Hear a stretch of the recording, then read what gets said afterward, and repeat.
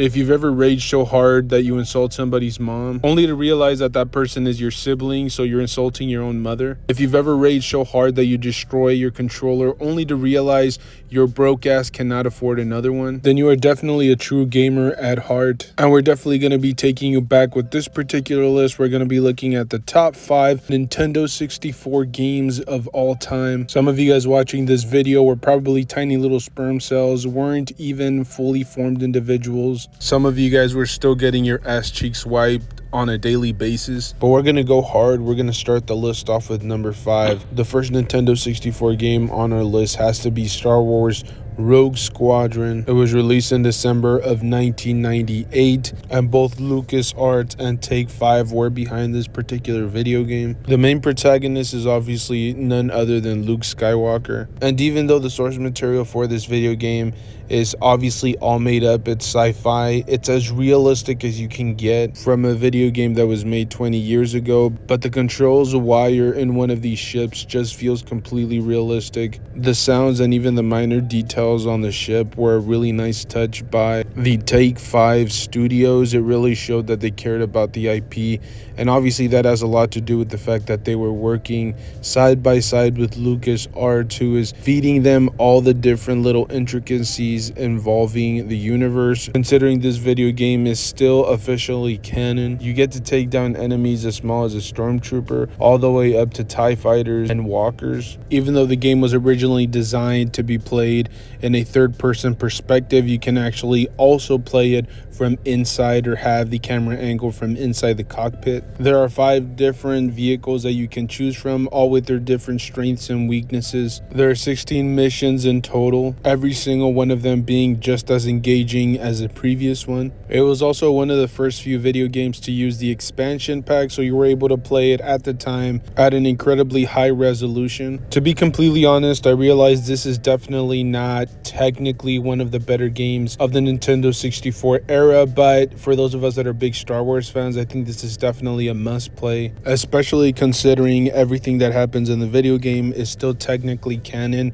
as of the recording of this video. The rest of the series is also worth checking out. There was a Squadron number 2 and number 3 that were released for the GameCube. In case you guys want to complete the entire series and actually play them back to back to back, you guys could always do that. But as I mentioned, I think it definitely deserves to be in the top of the list. It was iconic, and it was made at a time where studios were actually interested in making good content rather than just capitalizing on films that were being released at the same time. So as I mentioned, definitely worth checking out. Let's move on to number 4. We have Star Fox 64, which was released in 1997 by Nintendo. It is actually one of the top 10 selling video games for that particular console. There were also a plethora of different re-releases for later consoles. The video game became famous for some of the boss battles that they had, where you went head to head against the enemy in a 3D fighting arena. It was truly groundbreaking technology, and at the time it was some of the most advanced software available for home consoles. The video game also had the capability to render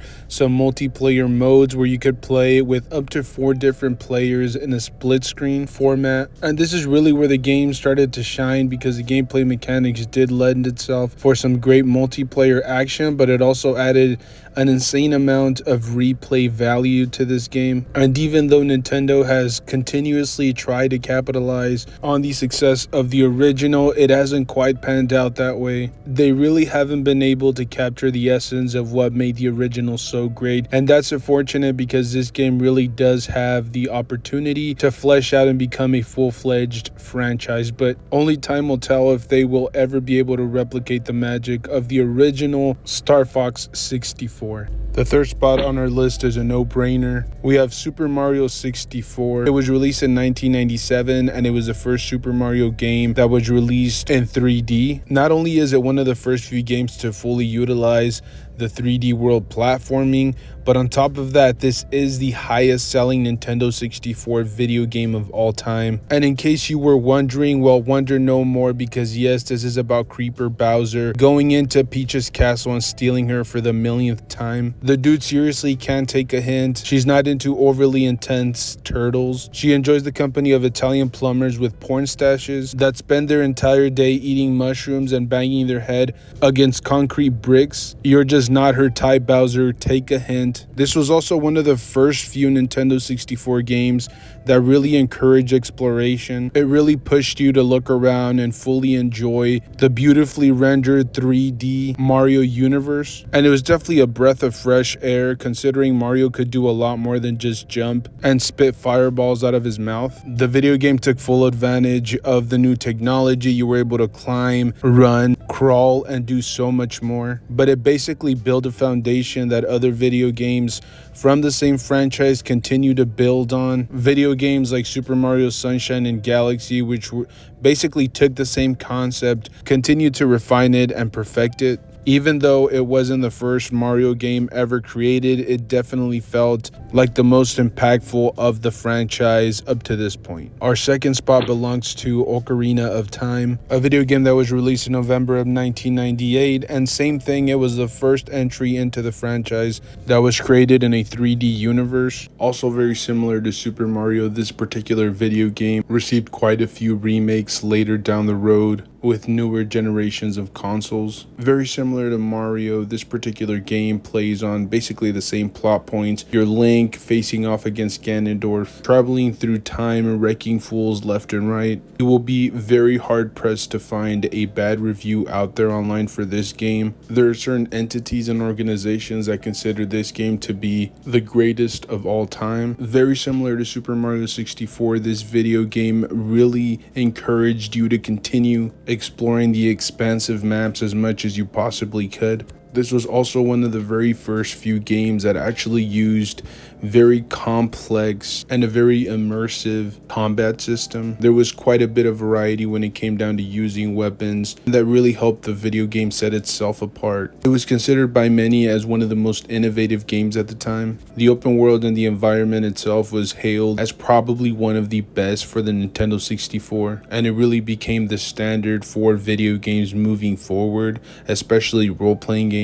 The soundtrack was also a big giant feature for this game. We can honestly spend an entire video talking about how great this game was, but all in all, as I mentioned, it was one of the most innovative, creative games ever developed by Nintendo, and this is one of the few times I think that the industry really pushed the boundaries of what these consoles were capable of doing, which is something that sometimes does not happen with even modern software and modern technology. This list was definitely a tough one. It was basically the equivalent of choosing my favorite child, but obviously I had to choose one for the top spot, and that honor goes to GoldenEye, which was a video game released in 1997, developed by Rare Studios and published by Nintendo themselves. And just in case the title wasn't subtle enough for you, yes, this is based on the James Bond /007 movie franchise. Even though this was a first-person shoot-'em-up style game, there were still some really cool and neat stuff included in the game. For example, being able to use some of the James Bond gadgets that he used on screen. This is also one of the first few games that really forced you or steered you into using a lot of your stealth tactics, which is something that we would see in later franchises or later video games utilizing that tactic or that technique.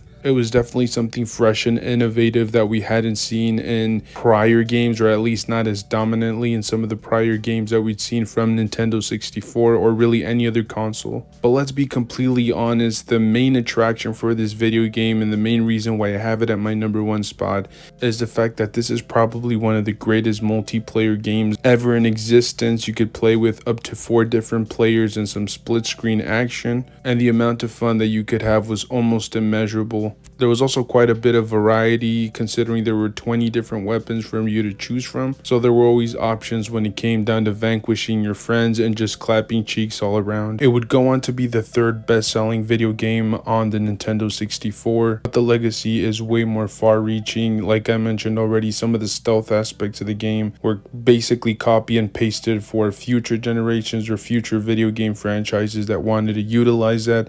The multiplayer aspect or that component element as well was used quite often for some of the future video games that came from the Nintendo 64 console. So not only was it a technically sound game with some brilliant features, I feel like this was probably the most influential game. It laid down a foundation, it built a legacy which other future video games and other future home consoles were able to utilize and kind of refine and perfect. And that is the main reason why this is our number one best Nintendo 64 video game of all time. But as I always say, this is just my personal opinion. Let me know in the comment section what you guys think of this list. What do you agree with? What do you disagree with? And then just let me know your overall top 5 in the comment section. I appreciate you guys for tuning in. I will see you guys in the next one. Thank you.